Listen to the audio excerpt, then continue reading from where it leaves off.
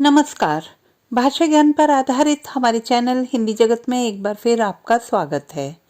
बच्चों, quick revision 2024 की इस सीरीज में हम चैप्टर वाइज रिवीजन करते हुए प्रश्नोत्तरों के माध्यम से पाठ के सभी आवश्यक बिंदुओं पर निगाह डाल रहे हैं, जो आपकी परीक्षा में एमसीक्यूज और विस्तृत प्रश्नों के लिए भी आवश्यक हैं। हमारा आज का वीडियो कक्षा 10वीं कोर्स ए की पाठ्य पुस्तक क्षितिज भाग 2 के अंतर्गत भदंत आनंद कौशल्यायन जी द्वारा रचित गद्य पाठ संस्कृति पर आधारित है। तो आइए प्रारंभ करते हैं। प्रश्न 1, संस्कृति पाठ के रचयिता कौन हैं? उत्तर, संस्कृति पाठ के रचयिता हैं भदंत आनंद कौशल्यायन। प्रश्न 2, भदंत आनंद कौशल्यायन के अनुसार संस्कृति से क्या अभिप्राय है?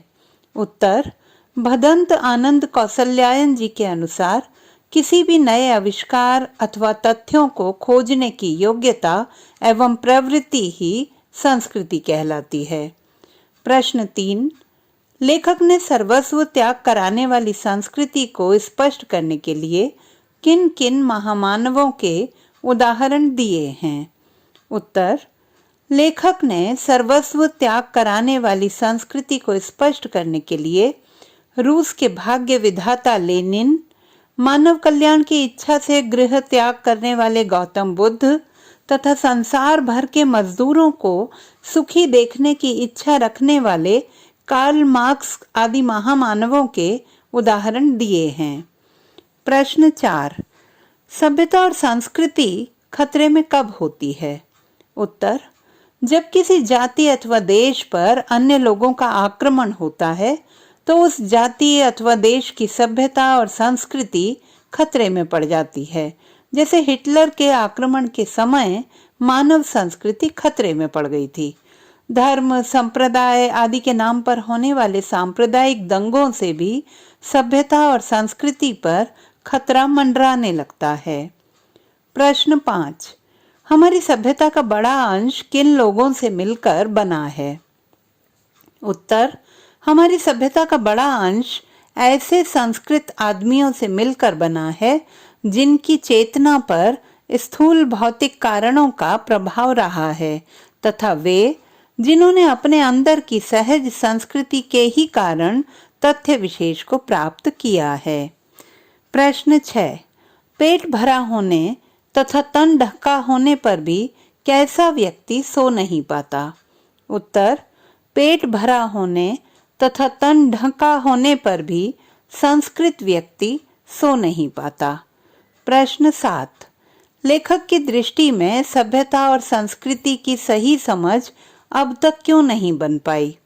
उत्तर, लेखक के अनुसार अपनी संकीर्ण मानसिकता के कारण हम अपने व्यक्तिगत, धार्मिक एवं आर्थिक हितों को ही प्रमुखता देने लगते हैं और उन्हें ही सभ्यता एवं संस्कृति मानने लगते हैं। वास्तविकता यह है कि हम सही मायने में इन शब्दों के अर्थ ही नहीं जानते। परिवर्तनशील समय में उनके स्वरूप बदल जाने से हमें इन्हें जानने में कठिनाई होती है। इन शब्दों के आगे भौतिक एवं आध्यात्मिक जुड़ जाने से यह और अधिक जटिल हो जाते हैं। इसी वजह से आज तक सभ्यता और संस्कृति की सही समझ विकसित नहीं हो सकी। प्रश्न 8, संस्कृत व्यक्ति किसे कहा गया है? उत्तर, ऐसा व्यक्ति जो अपनी बुद्धि अथवा विवेक के माध्यम से समाज हित में किसी नए तथ्य के दर्शन अथवा खोज करता है, वह संस्कृत व्यक्ति कहलाता है। उदाहरण के तौर पर न्यूटन को संस्कृत मानव कहा गया है क्योंकि उसने अपनी बुद्धि के बल पर ही गुरुत्वाकर्षण के सिद्धांत की खोज की।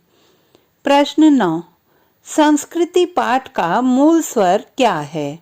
उत्तर, संस्कृति पाठ का मूल स्वर सभ्यता को संस्कृति का परिणाम मानते हुए मानव संस्कृति को अविभाज्य वस्तु सिद्ध करना है। लेखक ने यह भी सिद्ध किया है कि जो मानव के लिए कल्याणकारी है वही संस्कृति एवं सभ्यता है। प्रश्न 10। न्यूटन और आज के भौतिक विज्ञान के विद्यार्थी में क्या अंतर है? उत्तर।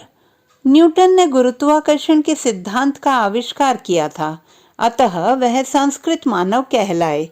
वर्तमान में भौतिक विज्ञान के विद्यार्थी न्यूटन की उस खोज से भी अधिक उन तथ्यों की जानकारी रखते हैं जिनसे संभवतया न्यूटन भी अपरिचित थे, अतः उन्हें न्यूटन की अपेक्षा अधिक सभ्य कहा जा सकता है, परंतु न्यूटन की भांति संस्कृत मानव नहीं कहा जा सकता, क्योंकि उन्होंने मूल तथ्य की खोज नहीं की, बल्कि उसका उपयोग करते हुए उसका विस्तार मात्र किया है। प्रश्न 11। कल्याण की भावना से नाता टूट जाने के बाद संस्कृति क्या हो जाती है? उत्तर। संस्कृति सदैव कल्याणकारी होती है। यदि उसका कल्याण की भावना से नाता ही टूट जाए तो वह असंस्कृति हो जाती है और ऐसी संस्कृति का परिणाम असभ्यता कहलाता है। प्रश्न 12। संस्कृति पाठ गद्य साहित्य की कौन सी विधा है? उत्तर। संस्कृति पाठ गद्य साहित्य की निबंध विधा है। प्रश्न 13। संस्कृत व्यक्ति की संतान को लेखक किसकी संज्ञा देते हैं? उत्तर। लेखक के अनुसार चूंकि संस्कृत व्यक्ति की संतान को नई वस्तु अपने पूर्वजों से अनायास प्राप्त हो जाती है, इसलिए वह सभ्य तो हो सकता है किंतु संस्कृत नहीं कहला सकता। प्रश्न 14। लेनिन ने कौन सा महान कार्य किया था? उसे रूस का भाग्य विधाता क्यों कहा गया? उत्तर।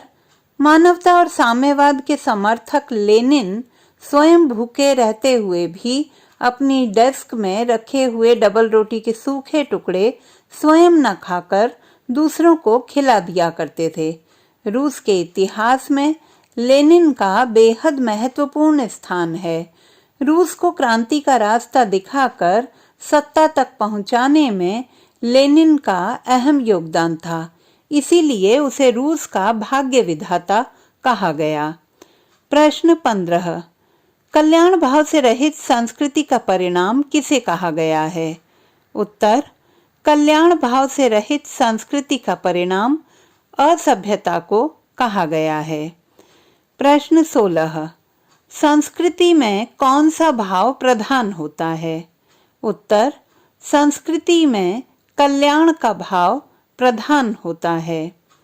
प्रश्न 17। असभ्यता से क्या तात्पर्य है?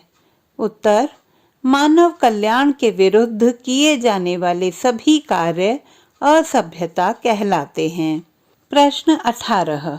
संस्कृति कब असंस्कृति बन जाती है और इसका दुष्परिणाम क्या होता है? उत्तर। संस्कृति का तात्पर्य है मानव कल्याण की भावना से प्रेरित होकर तथ्यों का आविष्कार करना, परंतु जब संस्कृति का नाता कल्याण की भावना से टूट जाता है तो आत्मविनाश के साधनों का आविष्कार करने वाली योग्यता असंस्कृति बन जाती है। प्रश्न 19। लेखक द्वारा संस्कृति के कौन कौन से 3 रूप गिनाए गए हैं? उत्तर। लेखक द्वारा संस्कृति के निम्नलिखित 3 रूप गिनाए गए हैं। आग और सुई धागे का आविष्कार कराने वाली संस्कृति, तारों की जानकारी कराने वाली संस्कृति और अपना सब कुछ त्याग कराने वाली संस्कृति। प्रश्न 20। मानव संस्कृति के वास्तविक जन्मदाता कौन है? उदाहरण सहित स्पष्ट कीजिए। उत्तर। मानव संस्कृति के वास्तविक जन्मदाता एवं उदाहरण निम्नलिखित हैं। भौतिक प्रेरणा, आग और सुई धागे का आविष्कार, ज्ञानेप्सा, तारों के संसार को जानने की इच्छा, त्याग, अन्य मानवों के लिए किया गया त्याग। तो बच्चों, आशा करती हूँ कि यह वीडियो आपकी परीक्षा में न केवल वस्तुनिष्ठ प्रश्न बल्कि वर्णनात्मक प्रश्नों की तैयारी में भी अत्यंत सहायक सिद्ध होगा। क्विक रिवीजन सीरीज 2024 में हमारे अन्य पाठों पर आधारित आगामी वीडियोस देखना न भूलें। भाषा संबंधी किसी भी समस्या के समाधान हेतु बने रहिए सुनीता भटनागर हिंदी जगत के साथ। आपका दिन शुभ हो। All the best.